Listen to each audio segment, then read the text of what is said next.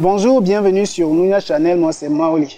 Aujourd'hui, nous allons donc attaquer le second volet de l'étude de Blaise Pascal. Je vous avais dit l'autre fois, lorsqu'on a étudié son concept du pari, que nous allons donc disséquer sa célèbre formule très mal comprise et très mal utilisée. Le cœur a ses raisons que la raison ne connaît point. Est-ce que Blaise Pascal était amoureux d'une fille en disant cela? Eh bien non, pas du tout. Il parlait de Dieu. Cela peut vous étonner, mais oui, c'est une formule théologique. Alors venez avec moi, on va disséquer cette formule, c'est très cool à savoir. Mais avant cela, nous vous donnons le temps de vous abonner à la chaîne et d'activer la cloche des notifications. Allez, c'est parti!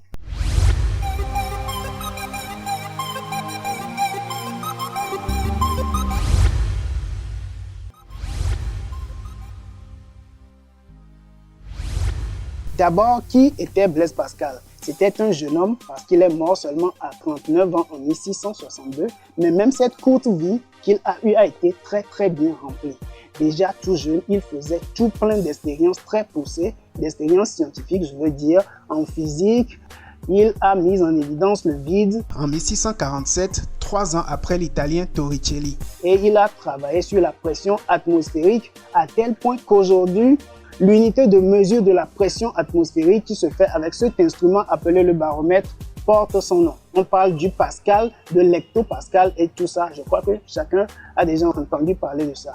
En mathématiques, Blaise Pascal était le pionnier du calcul des probabilités. Mais ce n'était pas qu'un physicien et un mathématicien. Il était aussi un inventeur, un ingénieur de génie. En 1642, à 19 ans seulement, il est l'inventeur d'une machine qui nous sert toujours aujourd'hui, la machine à calculer. Oui, Blaise Pascal est l'inventeur de la toute première calculatrice qu'il a nommée la Pascaline et qui était censée aider son père, collecteur des impôts, à bien faire ses calculs. Alors, on peut se demander qu'est-ce qui pousse cet inventeur, ce mathématicien de génie à venir nous parler du cœur, de la raison du cœur et tout ça. Eh bien, je l'ai dit l'autre fois, Blaise Pascal était un très grand chrétien, un très fervent chrétien et il avait pour idée d'écrire un grand livre théologique pour appeler les gens à embrasser la foi, à venir à Dieu. Pour ce faire, il a pris tout plein de notes, mais malheureusement, la mort ne lui laissera pas le temps d'écrire et de publier cet ouvrage-là. Les notes qu'il a prises seront donc publiées à titre posthume sous le titre des Pensées, les Pensées de Blaise Pascal. Alors l'autre fois, nous avons étudié son concept du pari où il nous invitait à parier, à miser sur l'existence de Dieu et donc à vivre conformément aux préceptes divins. Mais je l'ai dit, Blaise Pascal n'est pas con au point de croire que ce genre de raisonnement logique pouvait suffire à démontrer l'existence de Dieu et donc à amener les gens à embrasser la foi. Pour lui, le meilleur moyen de découvrir Dieu, ce n'est pas du tout par le raisonnement, ce n'est pas du tout par le calcul du cerveau, de l'intelligence, mais il dit que Dieu est quelque chose qui s'éprouve intimement. Dieu est une affaire de sentiment et le sentiment a son siège où? Conventionnellement, on s'entend tous pour dire que les sentiments ont leur siège dans le cœur.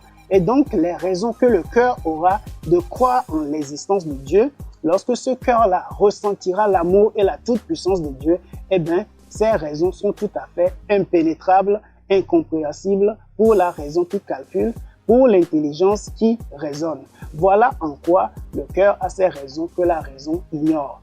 Blaise Pascal nous dit donc que les affaires de foi, de croyance en Dieu sont plutôt du ressort de ce qu'il appelle la certitude du cœur et non la certitude de la raison qui calcule.